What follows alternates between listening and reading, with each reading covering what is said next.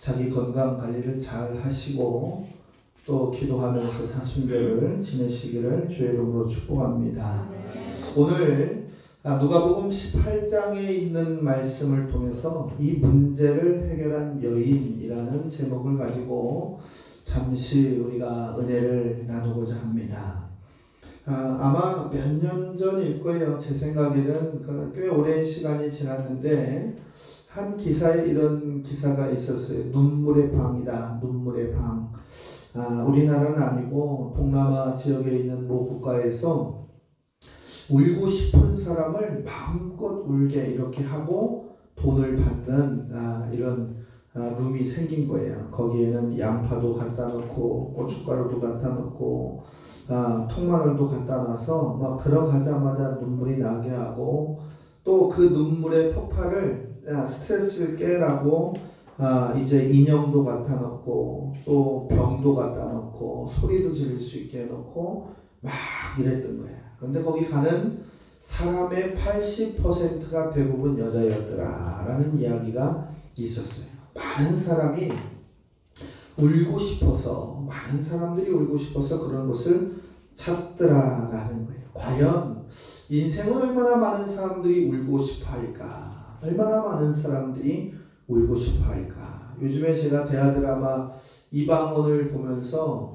어떤 생각을 갖냐면, 이 정치 이 대하 드라마를 보면서 인간과 인간관계, 그리고 상부 조직과 하부 조직, 수평 조직이 편향적으로 갈 때 큰 피를 본다. 그리고 문제가 있다라는 것을 깨달으면서 자기 성찰의 시간을 많이 가지고 있는데, 거기에 보면 왕의 자식들도 태어날 때 뻥긋뻥긋하고 웃고 태어나지는 않는다라는 거예요. 모든 인생들은 울면서 태어나게 돼 있다라는 거예요. 대재벌도 마찬가지고, 대통령의 손자녀들도 마찬가지고, 왕의 자녀들도 마찬가지고, 어떤 사람들지 간에 한평생을 시작하는 첫 출발점은 울면서 시작하더라라는 거예요. 근데 우리는 바라기를 어떻게 바랍니까? 일평생 웃고 즐겁고 재미있고 행복한 날을 소망합니다. 그런데 그렇게 되지 않는 날이 너무도 많이 있다라는 거예요. 성경의 내용을 기준으로 보면 걱정과 근심 그리고 염려와 수고 때문에 한숨 쉬는 날이 더 우리에게는 많다라는 거예요. 이 일주일을 한번 되돌아보세요. 웃는 시간이 많았는가? 걱정과 근심과 염려의 시간이 많았는가? 누구들 한숨 쉬고 걱정하고 울고 살고 싶은 사람은 없을 겁니다. 그런데 왜 우리가 웃지 못하고 한숨을 짓고 걱정하고 근심하느냐? 세상은 내 뜻대로 되지 않는다는 진리를 우리는 깨달을 수가 있습니다. 문제는 내 뜻대로 되지 아니할 때, 내 뜻대로 되지 아니할 때 우리는 어떻게 대응하느냐라는 거예요. 어떻게? 두 가지예요. 첫 번째는 뭐냐면 절망하는 사람들. 이 톨스토이의 글에 보면 이런 글들이 있어요. 모든 사람들이 세상을 바꾸려고 생각하지만 어느 누구도 자기 자신을 먼저 바꾸려고 하지 않는다라는 거예요. 그러니까 세상을 바꾸려고 나오는 모든 지도자들은 많은데 그들 스스로가 자기 자신을 바꾸려고 하지 않는다. 바꾸지 않으면 세상은 변화가 없다라는 거예요. 이 이야기는 뭐예요? 조금만 힘이 들면 포기하고 낙심하고 한숨 짓고 그러는 거예요. 그런데 절망할 때 그들은 어떻게 하느냐? 그냥 절망하는 것이 아니라 생각하고 연구하고 고민하다가 그들은 절망한다. 이게. 그러니까 절망하고 포기해서 정신을 집중하고 생각하고 머리를 쓰는 그 시간에 우리 그리스도인들은 무엇을 해야 되느냐? 희망을 향해서 달려갈 수 있는 용기를 가져야 된다. 주 안에서 그 힘을 갖는 것이 우리에겐 중요하다라는 거예요. 그래서 우리는 희망을 품고 도전하는 성도가 되어야 한다라는 거예요.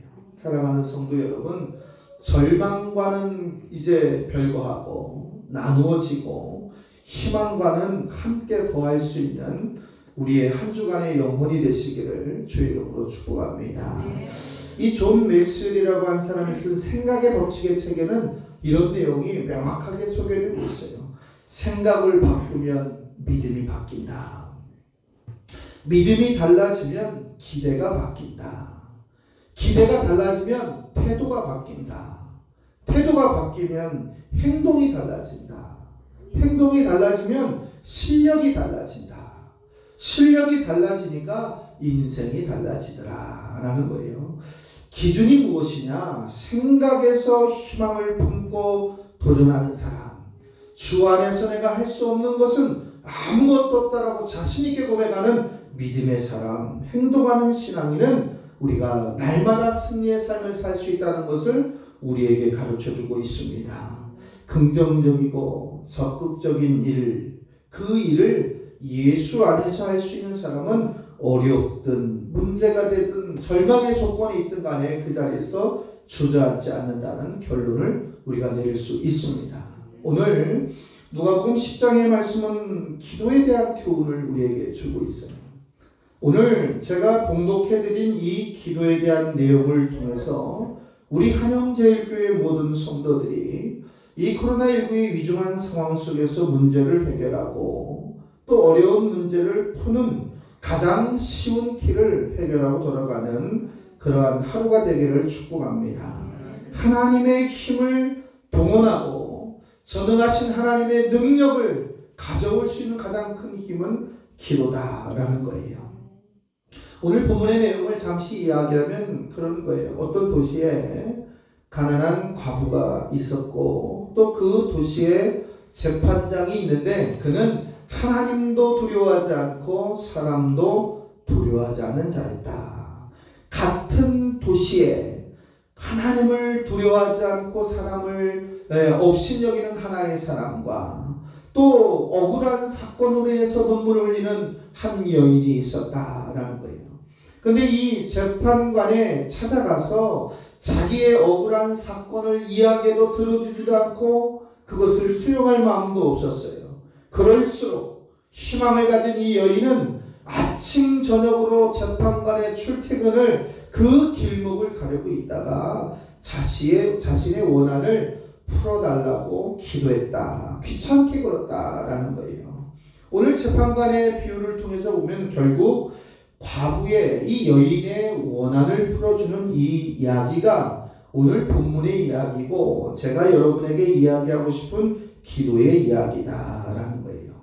예수님은 오늘 이 비유를 통해서 우리가 언제 어떻게 기도할 것인가, 다시 말하면 내 힘으로 풀기 힘든 인생의 문제를 어떻게 하나님께로 가져올 것인가, 그리고 그 문제를 해결하는 지혜를 찾을 것인가를 이야기하고 있어요. 첫 번째, 이 여인이 해결할 수 있는 첫 번째는 무엇이었느냐? 번거롭게 했다. 번거롭게 했다. 5절의 말씀에 보니까 이 과부가 나를 번거롭게 하니, 늘 와서 번거롭게 하니, 즉 시도 때도 없이 귀찮게 하고 소리 지르고 길목에서 가는 것을 막고 와서 자기를 귀찮게 한다. 여기에서 어떤 단어가 있어요? 늘 와서 나를 괴롭혔다. 늘 와서 언제까지요?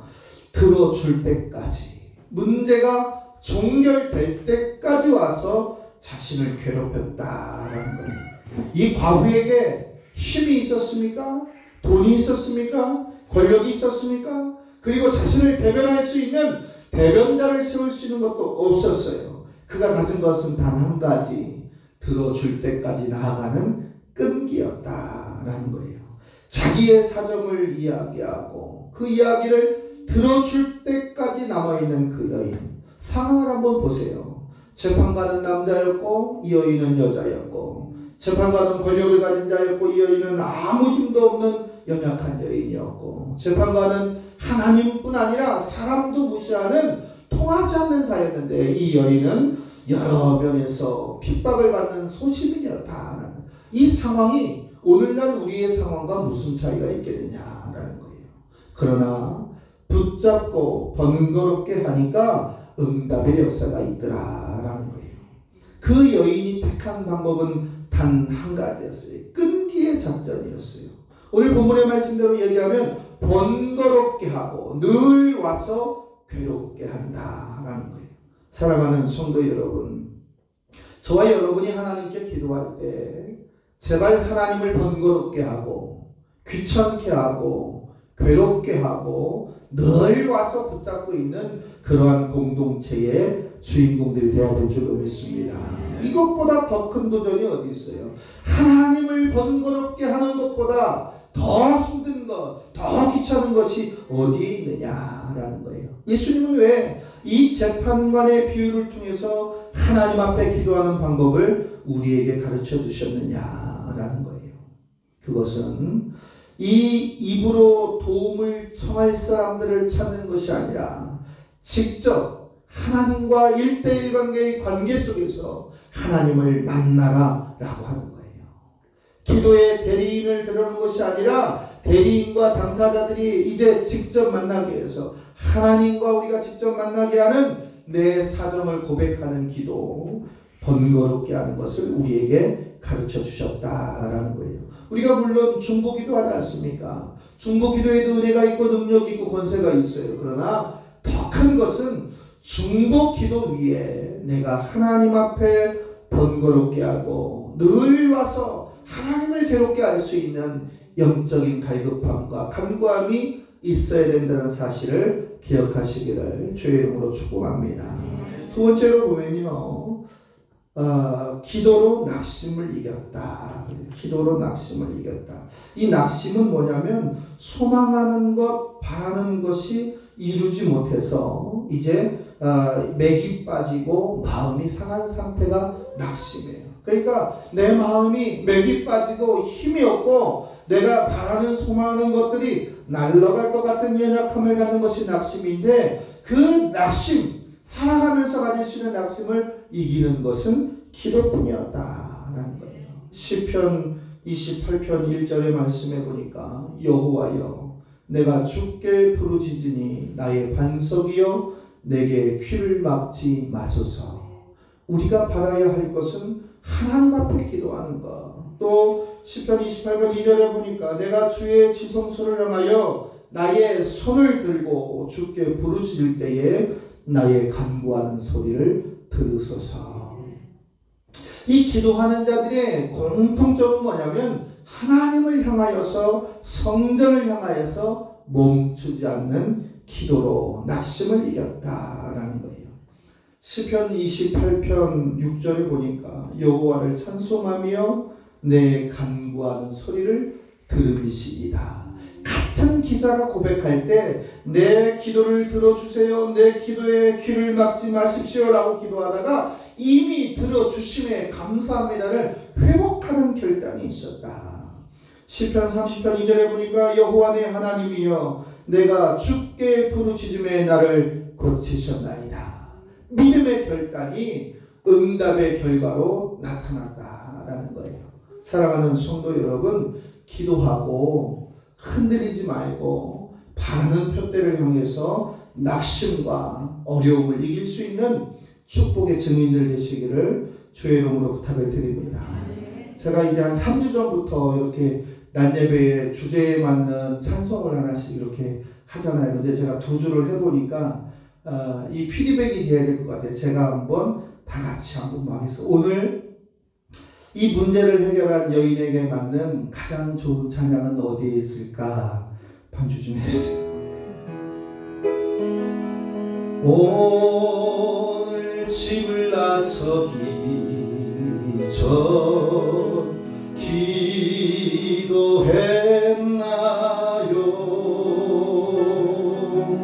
오늘 받을 은총이에 기도했나요?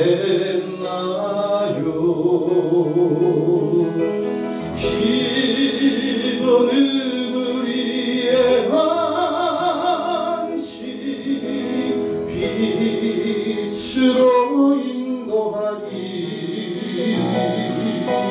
앞이 캄캄할 때 잊지 마세요. 다 같이 한번 해볼까요? 어려운 시험 당할 때 기도했나요? 주가 함께 당하시며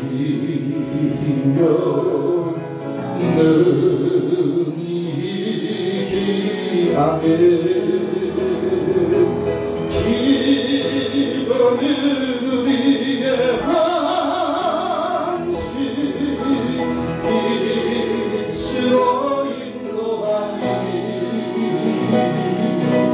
앞이 캄캄할 때 기도 잊지 마세.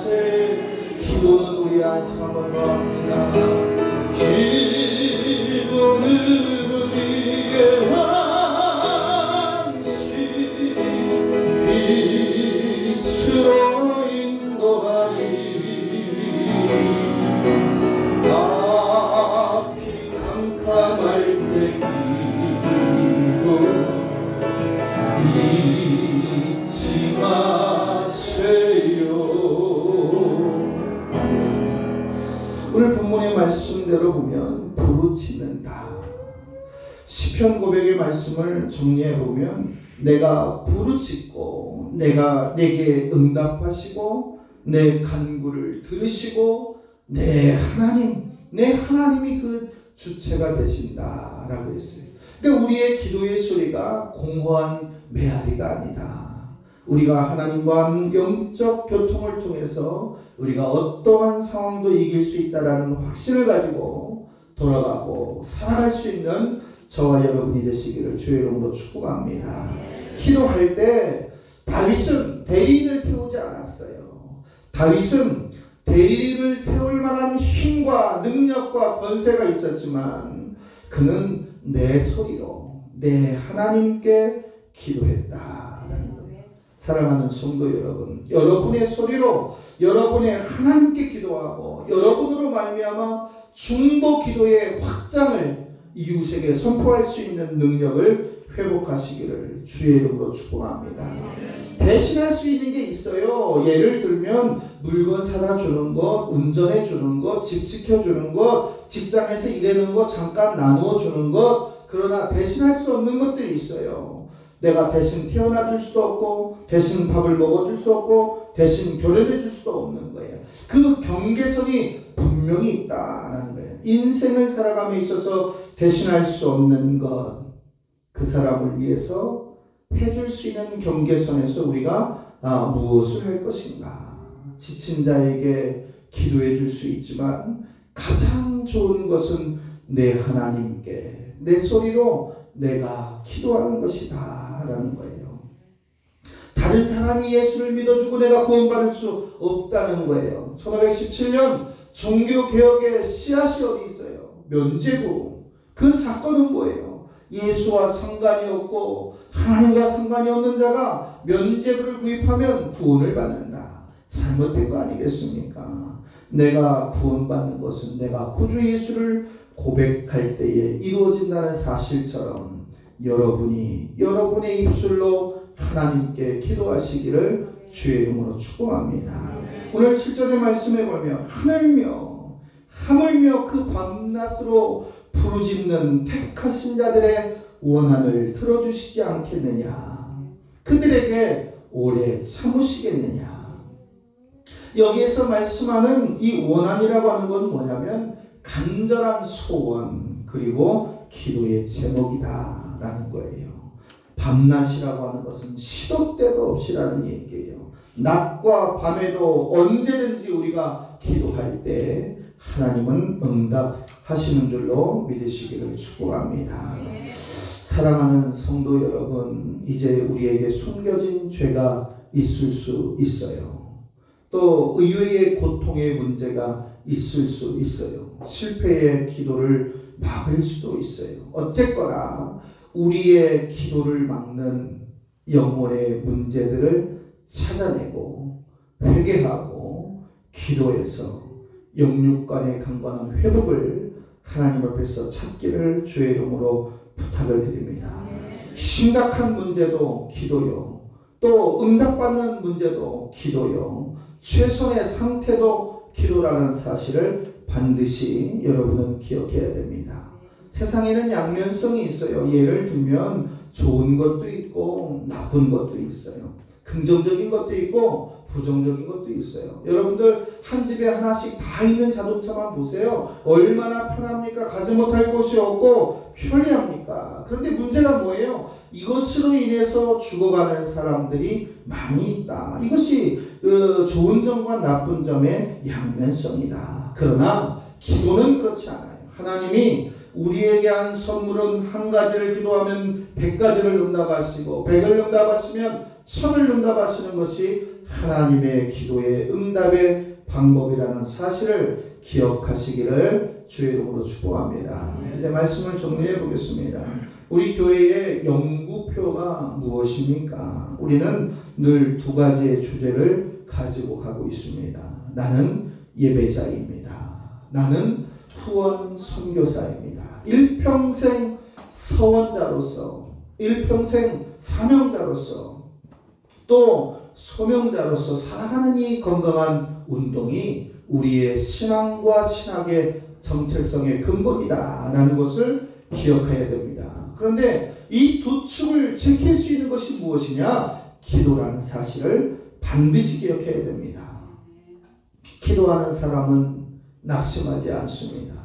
왜냐하면 하나님이 응답하시기 때문입니다.